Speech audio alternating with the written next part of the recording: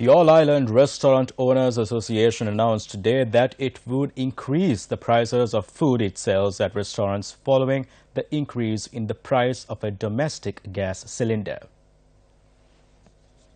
A 12.5 kilogram domestic gas cylinder was priced at 2,430 rupees when the incumbent government came into power in 2015. The government on many occasions tried to reduce the prices of gas, and by October 2017, the price of a 12.5 kilogram gas cylinder was 1,321 rupees. Following a decision made by the government in October 2017, the price of a 12.5 kilogram gas cylinder was increased by 110 rupees, which brought it to 1,431 rupees. With the latest increase in the price of a domestic gas cylinder by 245 rupees as of midnight yesterday, the price of a 12.5 kilogram gas cylinder now stands at 1,676 rupees. Inflation has risen by 7%. This is a rapid increase. It is difficult for the people to bear. And on top of that, increasing gas prices is a massive burden being thrown onto the people. As a government, we have to be nationalistic.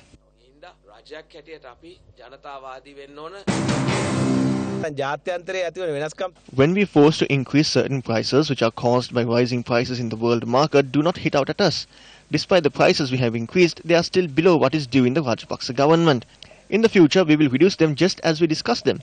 But please note, previous governments only increased prices, they never reduced them. Meanwhile, the implications of the failing economy on businesses was highlighted at the annual convention of the Capital Maharaja Organization Limited. 2 years of drought, weak governance, indecisive fiscal policies, mismanagement of finances, and proven corruption has brought the country to a situation where the GDP growth last year, as stated by the World Bank, was only 3.1%, from about 5% 3 years ago. Add to this, the weakening rupee and high oil prices have created a difficult situation for us in business. And the rising inflation has devastated the vast majority of people, as we have seen through our Newsfirst outreach programs. No immediate relief seems to be in sight.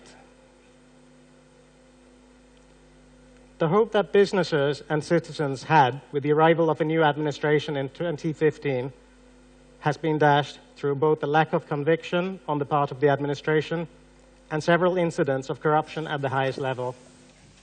The chairman's message also highlighted the IMF involvement in the Sri Lankan economy.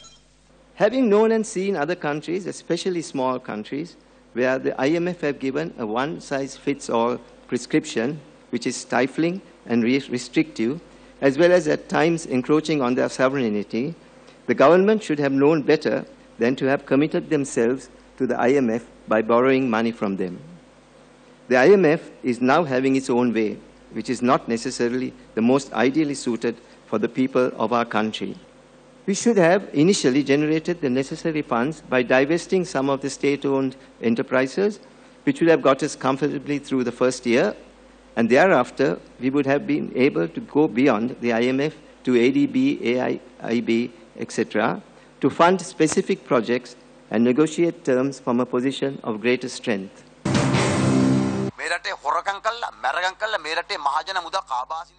All those who looted public funds are in the open. Some are even given deputy leader positions. They have failed to bring back Arjuna Mahendran. They looted the wealth of the nation.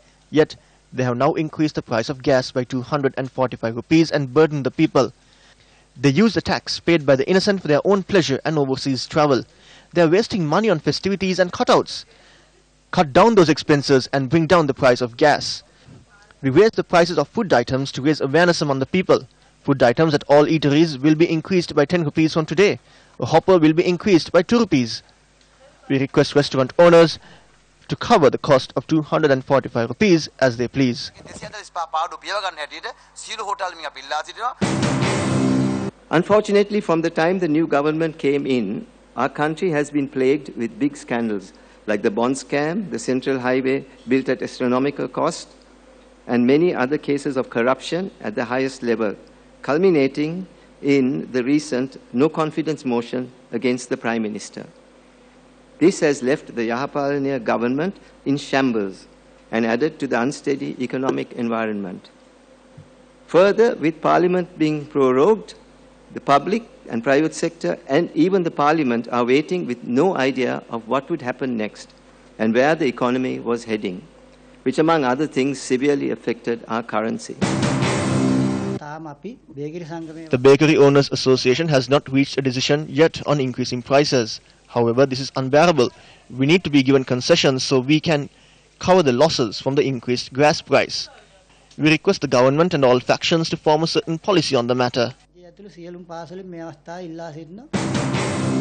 වැඩිචෙක් ගැන ඉතින් කියන්නද කාටද කියන්නේ කියන්න දෙයක් නැහැ. ඉතින් මිනිස්සු අමාරු වැටෙන වැඩ තමයි මුන් කරන්නේ. මුන්ට ඉතින් මේක කරගන්න බැරි නම් මෙතන කෝටි ගණන් දීලා වාහන ගේනවා. ගෑස් එක ඉතින් දුප්පත් මිනිහාගේකට තමයි මේවා කරන්නේ. අපෝ කතා කරන්න එපා. ඔය ගහලා එලවන්න ඕනේ ආණ්ඩුව ඔක්කොටම මිසින්. ගෑස් මිල වැඩි වෙනවා විතරක් නෙමෙයි දැන් හිතන්න දැනනකොට කිරිපිටිත් වැඩි වෙනවා. සාමාන්‍ය මනුස්සයෙකුට කිසිම සාහනයක් නැහැ. මොනවා කරන්නද? ජීවත් වෙන්නත් එපා.